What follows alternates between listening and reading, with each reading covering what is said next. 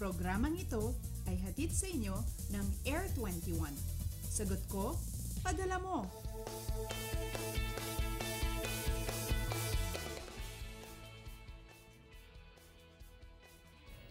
Good morning Pilipinas! Gising-gising na at simula ng maaga ang huling Sabado ng Mayo. Ilang araw na lamang ay magsisimula na ang pasukan. Kaya naman mga mommies, kumpleto na ba ang mga gamit ng mga bata? Baka naman may nakakalimutan pa kayo.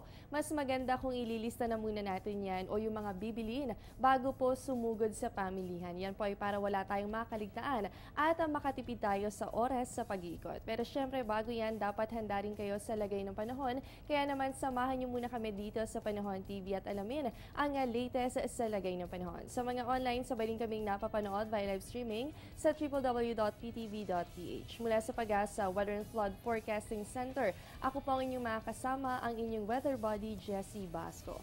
At bago naman sa ating ulat panahon, narito muna ang ating quote for the day. Learn to dance in the storm, so when the life hands you a stormy weather, you just glide through it. Ibig sabihin, matuto tayong sumabay sa pagsubok ng buhay. Magiging gabay natin ito para po yan sa mga susunod na may makaharap ulit tayong suliranin, ay alam na po natin ang dapat na gawin.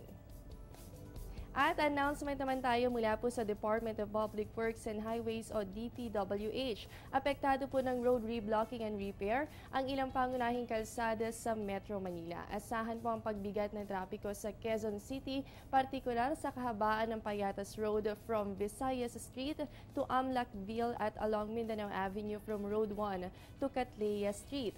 Ganon din po, may road reblocking din and repair sa Pasig City, that's along C5 Road Pasig Boulevard from Dr. M. Flores to Sergeant Pascua Street, along C5 Ortigas Flyover from Expansion Joint 2 to Expansion Joint 4, and along C5 Road from Shell Gasoline Station to SM Warehouse going to Lanuza Street. Magiging matraffic na rin po sa may bahagi ng Caloocan City along EDSA from Concepcion Street to Evangelista Street. Magtatagal ang pagsasaayos ng mga nabanggit na kalsada hanggang June 1, 2015, alas 10 po ng gabi hanggang alas 5 ng umaga. At ngayon naman po, balikan muna natin kung ano nga ba ang naranasan nating lagay ng panahon kahapon. Narito po ang ating weather recap.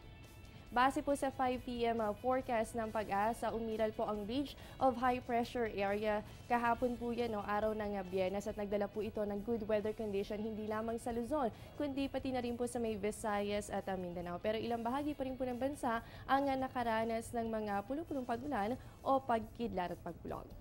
At ngayon naman po silipin natin ang ilang astronomical data mula sa Pag-asa. Simulan po natin sa ating sunrise and the sunset. Ang sunrise po natin yan ay mamayang 5:26 ng umaga at ang sunset po natin ay 6:21 ng gabi. Sa ating moonrise, yan po ay 3:26 ng hapon at ang moonset po natin ay 2:45 ng umaga at yan po ay merong 84% illumination.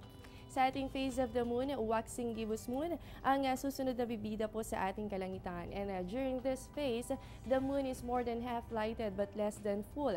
At sa pagkakataong ito, bahagyang malayo po ang buwan mula sa araw at mas malaking bahagi naman ito ang visible. So abangan po natin ang waxing gibbous moon tonight with 90% illumination. Narito naman po ang tidal prediction along Manila Bay courtesy of NAMRIA. Ang high tide po natin ay nasa 0.83 meters mamayang 8:08 ng umaga at ang low tide po natin ay nasa 0.27 meters 3:16 ng hapon. Simula pa lamang yan, magbabalik pa po ang Panahon TV matapos ang ilang paalala.